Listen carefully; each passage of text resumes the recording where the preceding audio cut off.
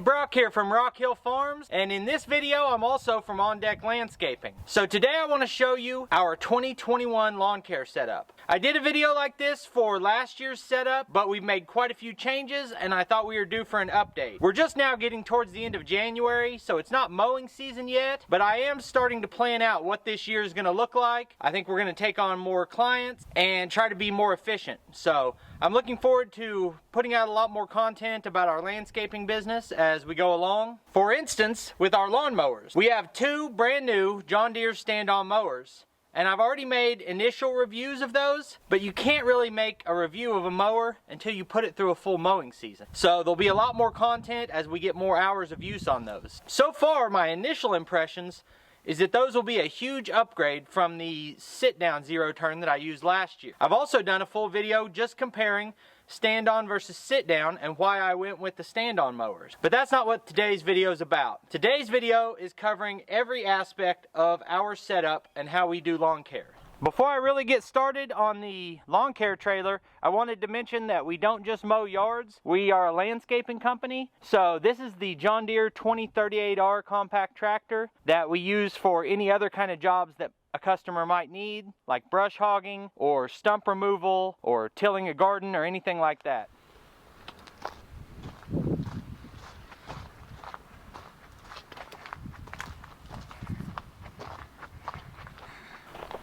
Alright, here we have the 2019 Ram 1500 Limited.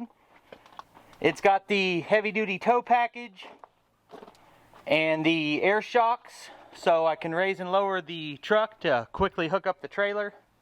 Then I have a Heartland 16-foot trailer. It's actually a 14-foot trailer with a 2-foot dovetail. All of the racks that you see on the trailer are from Green Touch. I ordered them from Ballard Inc. This right here is just a hand tool rack, and the tools that are on it can vary depending on what we're working on. It generally almost always has the pole saw attachment and the edger attachment for the Stihl combi system, but sometimes we have like a rake and a shovel, or it can just vary depending on what we're doing.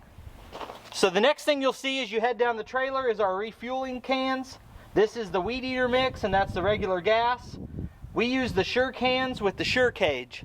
That allows you to refuel without taking this gas can off of the rack. You just pop the cap off, this comes down, you squeeze this handle right here to dispense the fuel. The last thing on refueling is we have a 50-gallon portable refueling station that I can use the tractor to set it into the back of the truck, take it and fill it up, so that we can fill both of these before we leave home, fill all the equipment and both of these before we leave home, and not have to stop for gas.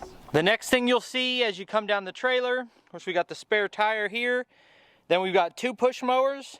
These will not always be on the trailer. There's a Murray one from Walmart that I got last year, and then we have a Honda with the dual blades and the advanced mulching system.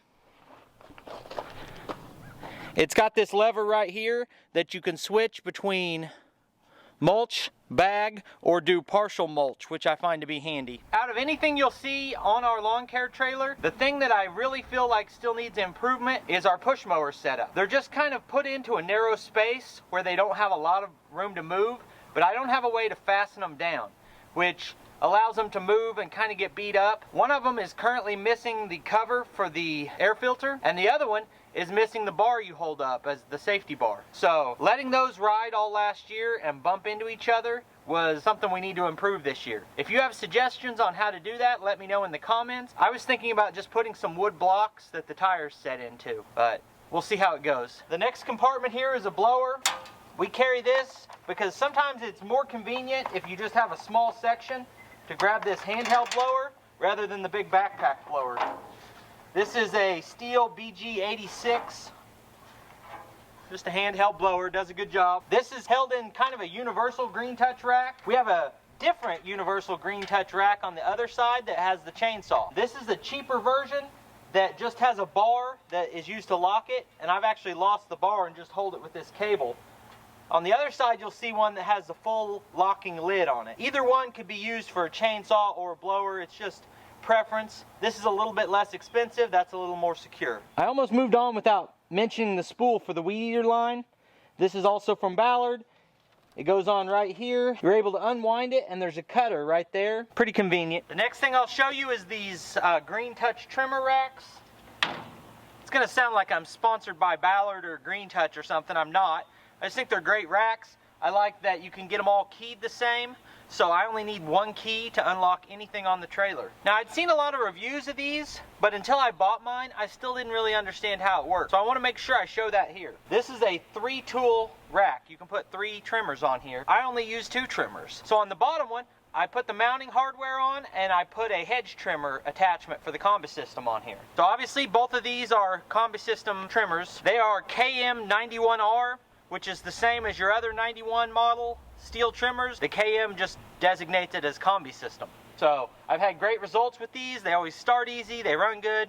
I haven't had any complaints. So the way the rack works is you have 3 locking mechanisms for the 3 tools, all controlled by one handle. I've already got this unlocked, but if I just push in on this, it locks the whole setup. They're all 3 locked. You unlock this, you turn the handle.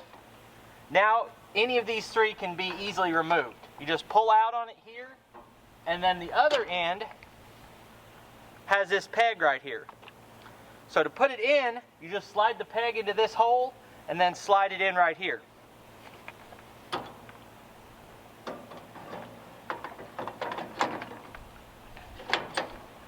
Something else to keep in mind with these setups is that right now we're on a little bit of an incline this way, so the tools want to slide out this way. So whenever I turn this release right here, all 3 of them will try to nudge out just a little bit. And if you're not careful, you can be putting this one in, and this one slides out just enough that you don't notice it. Now this would fall out while you're driving. So when you turn this, especially if you're on an incline, you want to make sure all 3 units are pushed in. The next thing you're going to see is our 2 toolboxes. You got the same release system here. I've got it unlocked. Just push down on that, lift. In here we have the metal cutoff disc for the Stihl weed eaters, extra blades for the edgers.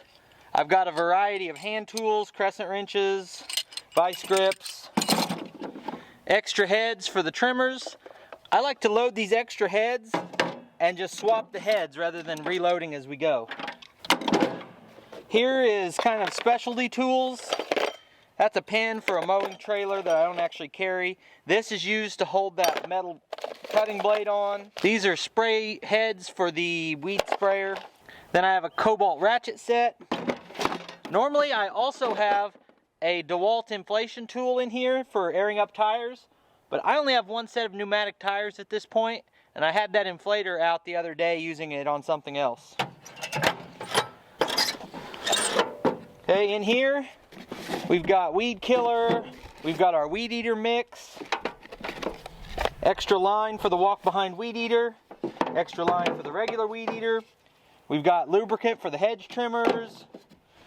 We got rags, tie down straps, pretty much anything we think we might need on a regular basis. The next compartment is the chainsaw. This is a Stihl MS250. Now when I first got this, I was a little disappointed because the chainsaw slides all over and I wasn't sure the best way to hold it still. But in my case, a bottle of bar and chain oil fits perfectly in between the saw and the cage and holds it securely. Next we have our weed sprayer and the Stihl BR800C. Same setup as everything else. You turn the handle on the top. This swings open and you can lift it out. This is an amazing blower. I just can't get over the amount of power it has. There's only one thing that I'm not crazy about on this, and it's actually the reason I bought it, is this side start. Overall, I'd still rather have the side start. I think it's an improvement, but when you get it, you have to adjust to it that it does not operate like any other pull start. Like right here, there's no tension on that. Now there is. When you pull it, it feels like a delayed reaction on trying to start the engine, and then the next time you go to pull it, you got to kind of wiggle it a couple times. Now it's tight. If you don't do that, you won't get enough pull on it. You really don't have to pull hard on this. It's a nice slow controlled pull, and once you get the hang of it, it works great. and at that point it's actually better, because if you want to stop and talk to someone, or they want you to stop and talk to them, you can shut it off and then not have to take the blower off to restart it. Just grab the handle and pull. The next thing I want to show you is the power lockers. That's some of the best money I've spent, is those power lockers. I'm able to drive right into them and not have to tie my equipment down before I take off.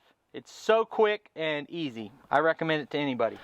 Alright, for the mowers, we have the 52-inch cut, which is a 652R quick track. It's got wheels and the mulch on demand. There's a button right on the dash. You just push it and it electronically switches to mulch on demand. Seems to work great. These are a very nice mower. They're similar to the Wright Standards if you've used those. I just find it to be more comfortable and more enjoyable to ride as compared to a sit-down zero turn. But as I've mentioned before, I have a full video comparing those two. I also forgot to show you this Husqvarna walk-behind weed eater. We don't take it everywhere with us, but I put it on here for this purpose, and does a really nice job if you get into anything thick that needs cut. The second mower is the 36-inch.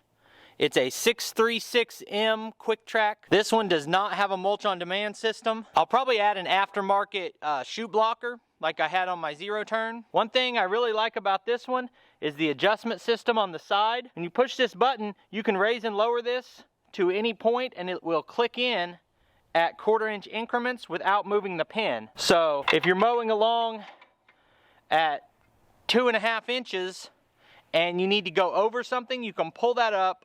It will click in. You don't have to hold it. You can go ahead and finish that little part and then drop it back down without moving your pin. The last comment I had on all these racks, overall I think they're great racks. They all meet a specific need and do a good job.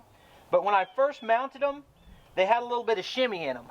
You can see that in my 2020 lawn care setup video, that they're a carriage bolt, and the head on the carriage bolt, the square part, is thicker than the metal on the bottom.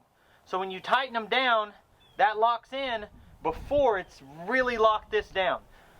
So what I did was had some angle iron pieces welded on across here that raise that up enough that it locks down really tight.